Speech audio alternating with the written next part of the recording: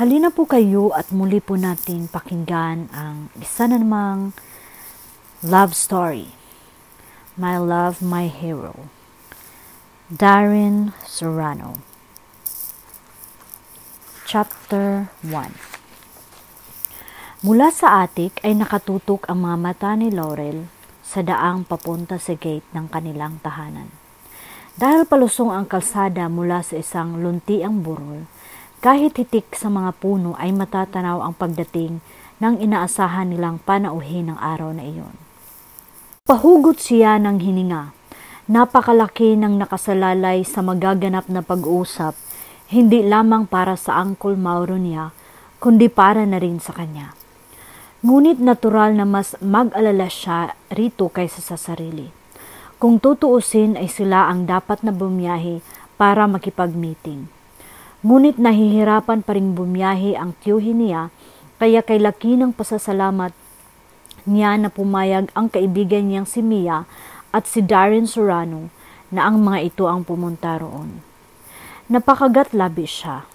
Nagbabanta sa kanila ang katotohanang anumang sandali ay magpa-file na sila ng bankruptcy at nakatakda ng mawala ang halos lahat ng taglay nila. Pati ang ancestral house na iyon na naging bahagi ng kanyang buhay. Doon siya lumaki at nagkaisip gaya ng ilang henerasyon ng mga Mendresa na ipinanganak at namatay sa tahanang iyon. Iyon ang kanyang tahanan. Isipin pa lamang na mawawala iyon mula sa kanila ay parang binibiyak na ang kanyang puso. Masakit para sa kanya na balikan ang nakaraan.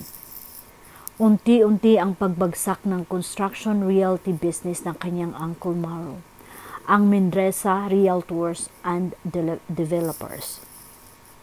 Ngunit nagsimula ang lahat nang mamatay ang pinakamamahal nitong asawa, si Leticia. Saksi siya sa pambihirang pag-ibig ng mga ito. Marahil ay dahil na rin hindi nagkaanak ay naibuhos ni Uncle Mauro ang lahat ng atensyon at pagmamahal nito sa asawa. Kumintal sa isipin niya na napaka-romantikong tao nito. Sa pagtanda ng mga ito ay walang nagbago sa pagtitinginan ng mga ito, bagkus ay lalo pa yatang naging malapit ang mga ito sa isa't isa. Pinagpala siyang madama ang pagmamahal na iyon. Hindi inilihim ng mga ito sa kanya ang tunay niyang pagkatao. Alam niyang anak siya sa pagkadalaga ng kanyang ina na si Yvette.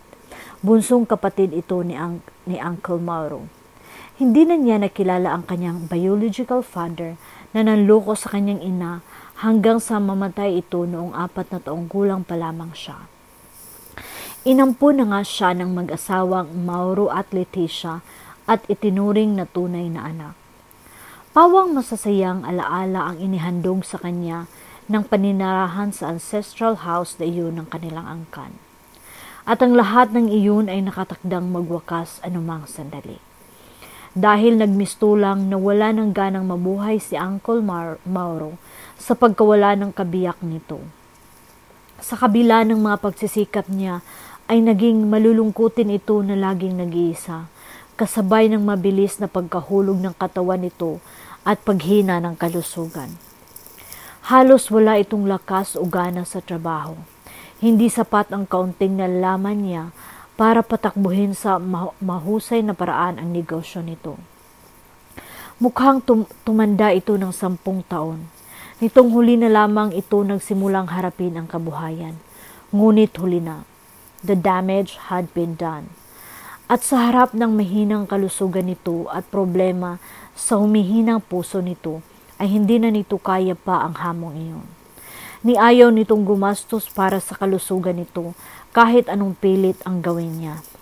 Totoong malaking halaga rin ang kailangan para doon. Kaya wala na siyang nakikitang pag-asa pa, lalo na kung hindi talaga siya matutulungan ni Mia. Napabuntong hininga siya. Nakilala niya si Mia nang naging kliyente nila ito at nabintahan ng isang beach property sa Bohol.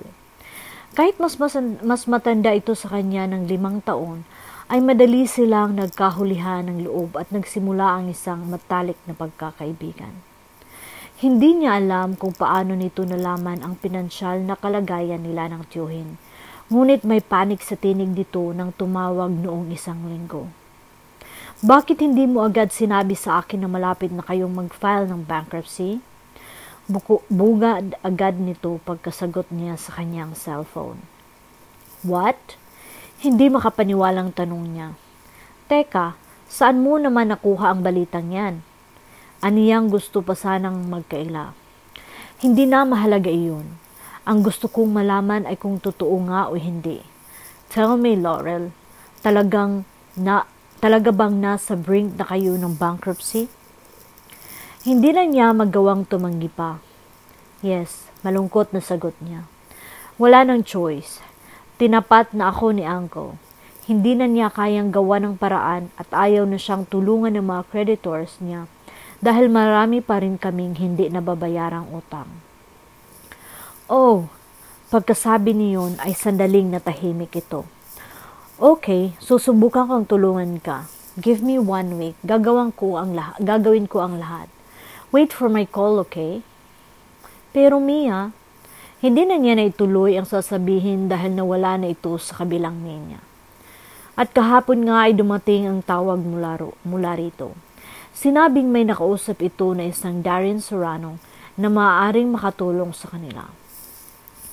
Humaling si Mr. Serrano ng meeting sa kanilang magtiyo ng eksaktong 10:00 ng umaga dahil may iba rin itong sadya sa bahaging iyon ng Cebu. Agad namang sumang-ayon si Uncle Mauro nang banggitin niya ang tungkol doon. Ngayon ang araw na iyon, and she was keeping her fingers crossed. Sana ay maging maganda ang kahihinatnan niyon. Napakalaki ng nakasalalay roon, lalo na ang kapakanan ng kanyang tiyuhin. Napasulap siya sa kanyang relo, 10 minuto bago ang nakatakdang oras. Batid niya ang anumang sandali ay darating na ang kanilang mga panauhin. Minabuti niyang bumaba na upang salubungin ang mga ito dahil sa library na maghihintay si Uncle Mauro. Dumiretso siya sa veranda at doon naghintay. Hindi nga nagtagal ay natanaw niya ang parating na isang itim na Pajero. Na-tense agad siya. Tila may dumaklot sa sikmura na tumayo siya upang salubungin at i-welcome ang mga panauhin. Unang bumaba ng sasakyan si Mia. Malapad ang ngiti nito, ngunit dahil sa suot na shades ay hindi niya alam kung may pag-aalala sa mga mata nito. Bumukas din ang kabilang pinto ng Pajero at mula roon ay lumabas ang isang matangkad na lalaki. Tiyak niyang iyon si Darren Serrano. Agad natuon ang mga mata niya rito. Kahit sa unang tingin pa lamang ay hindi may tatangging gwapo ito. Naka-shades din ito tulad ni Mia. Maroon ang suot nito na long sleeve polo na may light colored na necktie na nag-complement sa kulay ng slacks nito. Casual lang ang attire na iyon, ngunit naramdaman agad niya ang kapangyarihang taglay ng personalidad nito. Iba ang aura nito. Isa na humihiling ng pagtutuon ng atensyon at pagsunod. Hindi niya maiwasang bumangong agam-agam sa kanyang dibdib. Hindi niya maiwasang may bumangong agam-agam sa kanyang dibdib. Laurel, masayang bulalas ni Mia paglapit sa kanya. Agad na nakipagbeso-beso ito sa kanya. Kumusta na? I hope you feel as wonderful as you look. Huwag ka nang masyadong mag-alala, dear. Narito na kami ni Darren. At sinabi ko sa kanyang hindi pwedeng hindi namin kayo tulungan. Laurel, meet my friend Darren Serrano. Darren, si Laurel Mendreza. Nag-alis ng shade si Darren. Kapag Juan ay nakipagkamay sa kanya. Hello, anito sa baritonong timing. I'm pleased to meet you. I'm pleased to meet you too. Formal na tugon niya, bagaman sinikap niyang ngumiti kahit paano sa kabila ng malakas na kabog ng kanyang dibdib. Nasa study na si Uncle Mauro. Hey, relax. Mula ay pag-assure sa kanya ni Mia. Mukhang hihimatayin ka na any moment now. Look, hindi kami alis dito hanggat hindi tayo nakakahanap ng solusyon sa problema ninyo, okay? Okay. Tugon niya sa mahinang tinig. Pilit na umiiwas sa mapanuring mga mata ni Darren. Halina, sumunod kayo sa akin. Pagbukas niya ng pinto ng library, ay nakaupo na si Uncle Mauro sa puno ng mahabang mesa roon. Nakahanda na. Bihis na bihis ito, ngunit isang malayong anyo na lamang ito nang dati ay matikas na personalidad na taglay nito. May kumurot sa kanyang puso. It was pathetic. Ngunit mas mabuting kahit paano ay nagsusumikap na lumaban ang kanyang tiyuhin kaysa naman basta na lamang sumuko ito. Introductions were made. Kapag kuwan ay walang seri-seremonyang naupo na si Darren, sa layunin simula na ang pag-uusap. Tumayo naman si Mia na nag-excuse at sinabing pupunta sa kusina upang maghanda ng maiinom. Makahulugan ang tinging ipinukol nito sa kanya. Nagpapahiwatig na kailangan din niyang umalis. Nag-alangan tuloy siya. Dapat din ba siyang umalis at iwan ang tiyuhin at si Darren? Marahil. Ngunit nang akmang tatayo siya upang sundan si Mia, ay narinig niya ang tinig ng tiyuhin. Gusto mo bang makasama sa meeting na ito, Iha? Okay lang po kahit na ano, Uncle. May pag-atubiling tugon niya. Sandaling naposugyap siya kay Darren. Unless mas nais ni Mr. Zorano na kayong dalawa lamang ang mag-usap. Bumaling si Uncle Mauro kay Darren. Maaari ko bang hilingin na manatili rito si Laurel? Anuman ang mapag-uusapan natin dito ay may direktang epekto sa kanya. Malumanay na pahayag nito. Iyon ay kung pahihintulutan mo, Mr. Zorano. Of course. Matipid na tungo ni Darren. Sinimula na nitong buksan ang attaché case na dala nito. Isang folder ang inilabas nito. Nang muli siyang maupo ay nagsimula na ito. He obviously did his homework very well.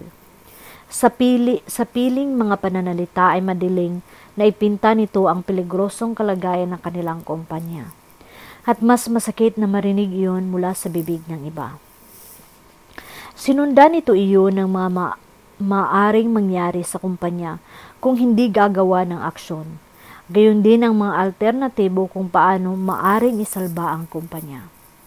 Kahit wala siyang gaanong alam sa pasikot-sikot sa pagnenegosyo, ay nakikita niyang mahirap, masakit, at daraan sa butes ng karayom bago ganap na makaahon mula sa pagkakalugmok ang Mendresa Realtors and Developers. Subalit ang mahalaga ay may pag-asa. Handa ang kumpanyang pag-aari ni Darren Zorano na pansamantalang isailalim doon ang kanilang negosyo upang mabayaran ang mga creditors nila at magkaroon ng panibagong pondo para makapagpatuloy sa operasyon. Bukod pa roon ay pangunahing concern nito ang kalusugan ng kanyang tiyuhin. At ang una-unang mangyayari ay papadala ito sa Hong Kong upang lubusang ipagamot at maibalik sa mabuti ang kalusugan nito. Habang nagpapaliwanag at sumusulat sa isang papel si Darren, ay matama namang nakikinig si Uncle Mauro. Nakatingin ito sa mga isinusulat ni Darren. At oras na nagsimula ng magpakita ng profit ang Mendresa Realtors and Developers, mapupunta ang 40% sa amin bilang kabayaran sa halagang ipinahiram at mananatili sa inyo ang 60% hanggang sa tuluyang kayong makabangon at makabayad sa halagang nakuha ninyo. Paliwanag ni Darren. At sa buong panahong iyon ay nangangako kayong susunod sa mga alituntunong nakasaad kung sakaling sasang-ayon kayo sa inaalok namin ito. Tumango-tango si Uncle Mauro, bagamat walang makikitang damdamin sa mukha nito. Hindi rin malubos ang kasiyahan niya sa takbo ng mga pangyayari. Bagaman tulong din iyon, iyong matatawag, ang bottom line ay negosyo pa rin iyon na pakikinabangan din ni Darren. Subalit, ganoon naman talaga. At naroon ang panganib na kapag hindi sila nakabangon, ay malaki rin ang malulugi rito.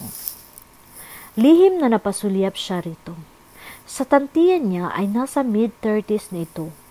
At sa malapitan ay mas nakikita niya kung gaano ito kagwapo. Maganda ang mga mata nito. Maiitim gaya ng isang madilim na gabi. Malantik ang mahabang pilik mata nito. Makapal ang mga kilay nito na tamang-tama ang pagkakaarko. Matangos ang ilong nito. Katamtaman ang kapal ng maituturing niyang sensual na mga labi. Halos hindi bakas ang landas ng pinag-ahitan sa panga nito dahil sa kayumangging balat nito. Lalaking lalaki ito. Bumuntong hinangya siya. Marami na siyang nakilala at nakadate na mga gwapong lalaki, ngunit iba ang dating ni Darren. Taglay nito ang kakisigang tila hindi niya pagsasawa ang pagmasdan kahit kailan. Biglang tumingin ito sa kanya. Nahuli tuloy nito na nakatingin siya rito. Ngunit hindi agad niya nabawi ang kanyang mga mata, kaya ilang sandaling naghinang ang kanilang mga paningin bago niya nagawang bawiin iyon. Kasunod niyon ang malakas na pagkabog ng kanyang dibdib. Maya-maya ay pumasok si Mia. Tulak-tulak ang isang trolley ng mga inumin at pagkain. Magmerienda muna kayo bago ninyo ituloy iyan. Magiliw na sabi nito. Mukhang masyado kayong seryoso riyan. Doon bahagyang lumiwanag ang mukha ni Darren nang umiti ito at halatang na-relax. Thanks, Mia. Nginitian sila nito. Ang mabuti pa nga ay magmerienda na muna tayo. Hindi umimik si Uncle Mauro. Nakatitig lamang ito sa mga papel na nasa harap nito. Tila pinag-aaralan ang mga computations at figures na ginawa ni Darren doon. Kumuha siya ng isang tasang kape at sandwich. Pinilit niyang umakto ng normal sa harap ng mga ito. Ngunit hindi niya ganap na maiwaksi ang kakaibang tensyong na kung tutuusin ay walang dahilan para maramdaman niya. Natapos ang maikling merienda na hindi umiimik ang kanyang tiyohin. Minsan pa ay nagpaalam si Mia at iniwan sila upang maituloy nila ang usapang iyon. Saka lang nagsalita si Uncle Mauro. Kung ganoon ay papahanda ko na sa mga abogado ko ang mga papeles para mapag-aralan din ng mga abogado nyo. Sige, Mr. Zorano. Nasisiyahang sabi ni Uncle Mauro, saka bumaling sa kanya. Ano ang masasabi mo, iha? Ngumiti siya ng matipid. Sa tingin ko ay walang dahilan para hindi natin tanggapin ang tulong ni Mr. Zorano. Mismo, tumango-tangong sang-ayon ni Uncle Mauro. It's done then. Halika kung gaanoon at nais kong ipakita sa iyo ang koleksyon ko, Mr. Zorano. Hindi na siguro kailangan, Mr. Mendreza. Sandaling sumulyap sa kanya si Darren bago nagpatuloy. Mukhang nakita ko na ang nais ko. Ha? Nagtatakang bulalas ni Uncle Mauro. Anong ibig mong sabihin, Mr. Zorano? Gaya ng sinabi ko, nabasa ko ang article tungkol sa iyo at tungkol sa koleksyon mo. At isa lang ang gusto ko, anito.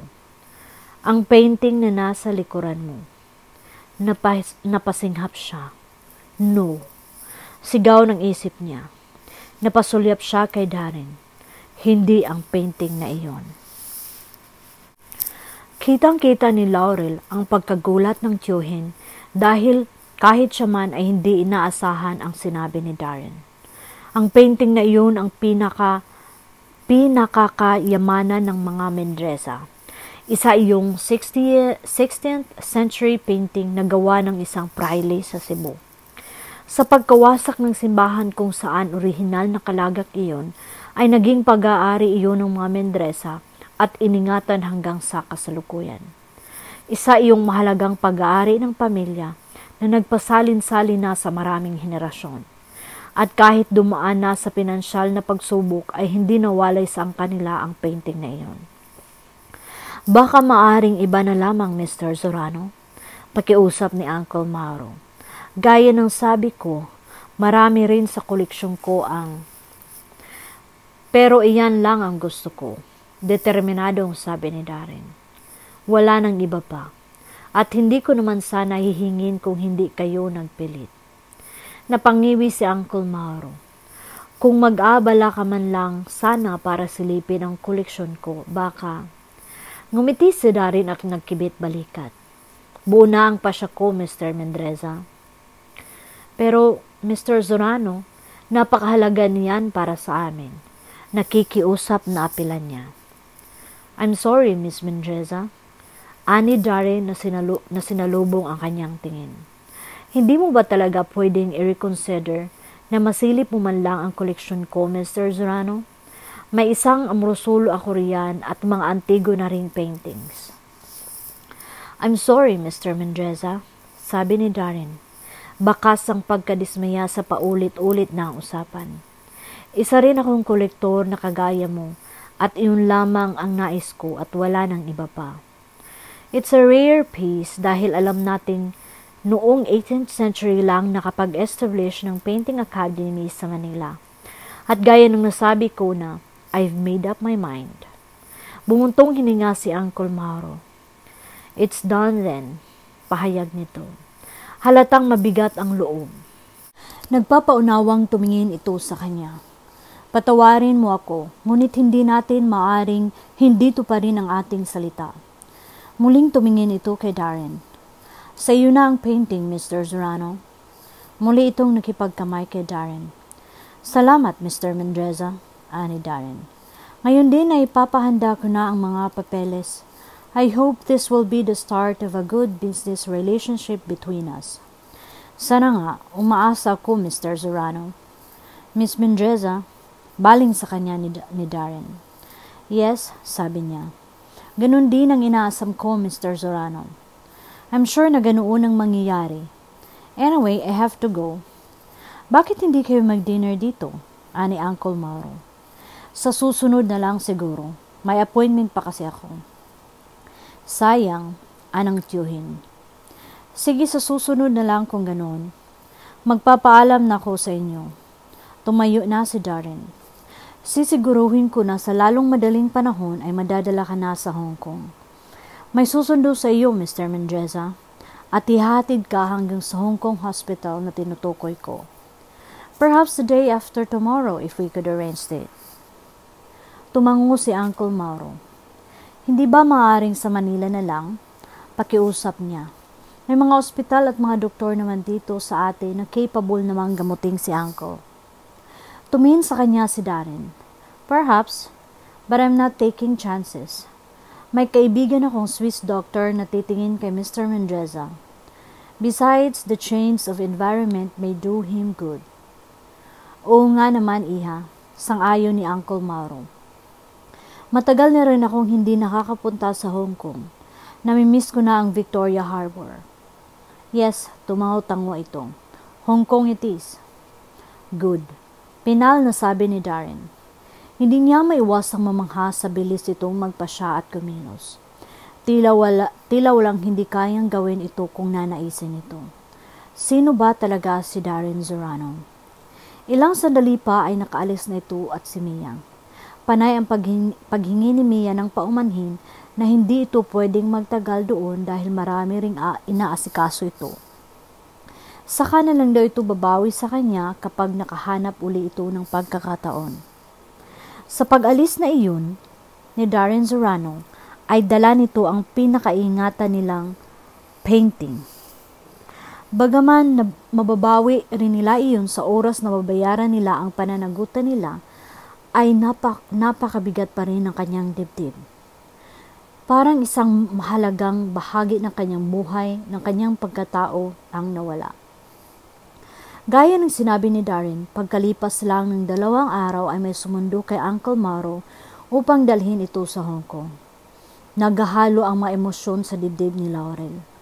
Masaya siya para sa tiyuhin, ngunit naroon din ang lungkot na sandali silang magkakahiwalay.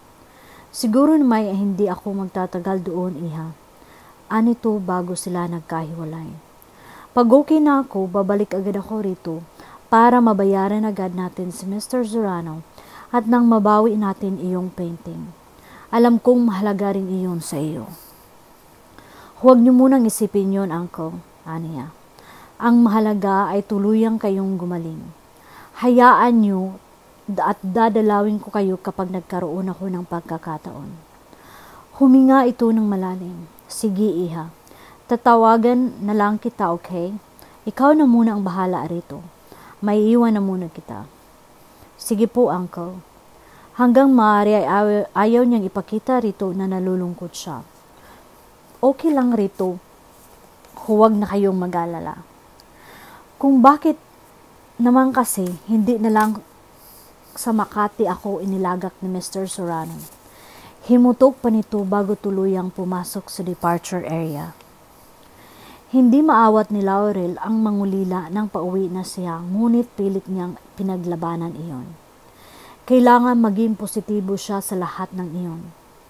Tama ring wala siyang dapat ipag-alala dahil nang mga sandaling iyon ay alam niyang kumikilos na ang mga tao ni Darren para sa pansamantalang takeover sa kumpanya. Kahit wala siyang gawin ay tatakbo ang Mendoza Realtors and Developers. Kung tutuusin ay ngayon lang ulit siya magkakaroon ng oras para sa kanyang sarili. Pwede na niyang ituloy ang nauglot na pag-aaral sa pangalawang kurso niya. Tapos siya sa architecture, ngunit kumukuha rin siya ng interior design. Ngunit noon namang nagkasakit at namatay si Auntie Leticia. Dahil doon ay madalas siyang umabsent sa klase hanggang sa tuluyan siyang huminto dahil sa naging kondisyon ni Uncle Mauro pagkatapos. Naobliga siyang tumulong sa mga trabaho sa opisina, ngunit hindi sa paggawa sa mga plano. Kailangan niyang puna ng trabahong naiwan ni Auntie Leticia. Sa halip na drafting and design ay sa pagpapalakad ng negosyong iyon siya napunta. Subalit dahil hindi naman talaga siya sanay at kulang sa kaalaman sa pagninegosyo, ay tinuturing niyang hindi gaanong makabuluhan ang nagawa niya para sa kumpanya. Business was not her cup of tea. Mas masya siyang gumagawa ng floor plans o interior designs. Marahil ay pwede siyang kumuha ng ilang unit sa second course niya at sa susunod ay matututukan na niya ang kanyang pag-aaral. Marahil nga ay iyon ang dapat niyang gawin. It was her chance to move on and get on with her life. Mabilis na lumipas ang mga araw. Noong una ay regular ang pagtawag ni Uncle Mauro kay Laurel, ngunit ng kalaunan ay dumalang na iyon. Nauunawaan naman niya iyon. Naisip niya kung ano na ang kalagayan ng tiyuhin. Ngunit hindi na niya masyadong inaalala pa iyon dahil tiyak na nasa mas mabuting kalagayan na ito. Inabala na lang niya ang sarili sa pag-i-inquire at paghahanda para makapasok sa susunod na semester. Malapit nang mag-umpisa ang pasukan sa eskwelahan. Nagsimula na rin niyang i-review ang mga dati niyang napag-aralan at i-update ang sarili sa mga uso sa daigdig ng interior design. Ngunit nadiskubre niyang wala na siyang gaanong na-miss. Paminsan-minsan ay gumagawa siya ng ilang sketches, motifs at designs. Sa kauna-unahang pagkakataon sa loob ng mahaba-haba ring panahon ay nakadama siya ng kasiyahan at kapanatagan. Nagpapahinga na si Laurel ng gabing iyon nang marinig niya ang sunod-sunod na pagtunog ng doorbell. Kumunot ang noo niya. Sino naman ang bibisita ng ganong oras? Minabuti niyang lumabas na ng silid sa halip na hintayin pa ang katulong na tawagin siya. Tamang-tama naman dahil halos magkasalubong sila nito pagbaba niya ng handan. Ako na ho, Nana Celia, aniya. Sige ho, bumalik na ho kayo sa silid ninyo. Pagtalikod nito ay dumiretso na siya sa pinto at binuksan iyon. Sinilip niya ang nasa labas ng hindi inaalis ang latch ng door chain. Nanlaki ang mga mata niya sa nakita. Napasinghap siya, Mr. Zorano.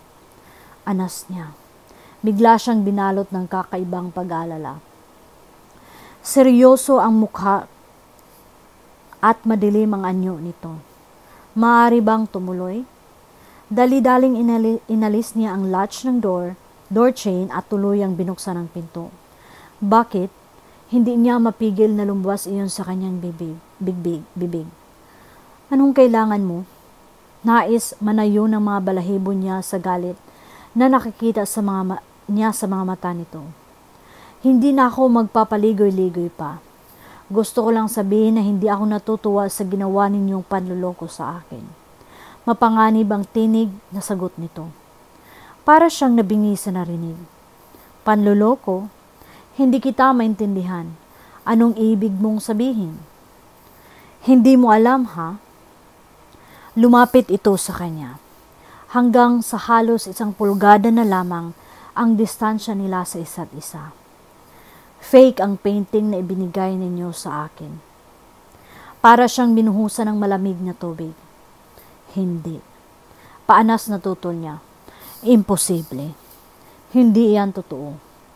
Hindi ako mag-aaksaya ng panahon at lakas para pumunta rito kung nagbibiro lamang ako. Miss Mendreza, isang fake ang ibinigay ninyo kapalit ng pagtitiwala ko. Pinakaayaw ko sa lahat ang niluloko ako. Hindi. Patuloy na usal niya. Sindak na nakatitig dito. Imposible. Hindi iyan magagawa ni Uncle Mauro. May dinukot itong papel mula sa bulsa at iniabot iyon sa kanya. Ipina-authenticate ko sa isang museum ang painting. Hindi sa may pagdududa ako kundi nakatuwaan ko lang. Nagulat ako nang malaman ko ang tungkol doon. Nanginginig ang kamay niya nang abutin ang papel at dahan-dahang binuklat iyon. Nanlamig siya sa nakita. Mula iyon sa isang respetadong art museum at pinatutunayan niyo na huwad nga ang painting. Natitilihang napatingin uli siya rito. Hindi mo pwedeng idahilan na hindi ito alam ng tiyohin mo. Anito sa matigas na tinig. He's an art connoisseur. Kaya alam niyang fake ang ibinigay niya sa akin. There must be some mistake. Natatarantang sabi niya. Hindi magagawa ni Uncle na manloko ng tao. I'm sure na may paliwanag ang pagkakamaling ito. Kaya, bahagyang naningkit ang mga mata nito. Sarkastikong umangat ang isang sulok ng mga labi. As far as I'm concerned, maliwanag na niloko ako ni Mauro Mendreza. Please, huwag mong sabihin iyan hanggat enough. Putol nito sa sinasabi niya. Narito ako para kunin ang kapalit sa garantiya na ipinapangalandakan niya sa akin noon. Gusto mong tingnan ang iba pa sa mga koleksyon niya? Ha! Mapang-uyam na singhal nito. Para maluko uli? Never. At hindi material na bagay ang hihingin kong kapalit, Miss Mendreza. Anong ibig mong sabihin? Ikaw ang magiging kapalit ng peking painting na iyon. Ano? Hindi makapaniwalang bulalas niya. Ako? Nagbibiro ka ba, Mr. Serrano? Mukha ba akong nagbibiro, Miss Mendreza? May inilabas itong isang tarheta at inilapag iyon sa ibabaw ng chest of drawers na pinakamalapit dito. Sa ngayon ay wala akong panahon para magpaliwanag. Pero sa Lunes ay inaasahan kong madaratan kita sa address na ito. At binabalaan kita. Huwag na huwag kang hindi darating doon. Hindi mo magugustuhan ang susunod na mangyayari. Tigagal siya. Batid niyang hawak sila nito sa liig. Tiyak na may hindi magandang mangyayari kapag kumilo siya ng laban dito.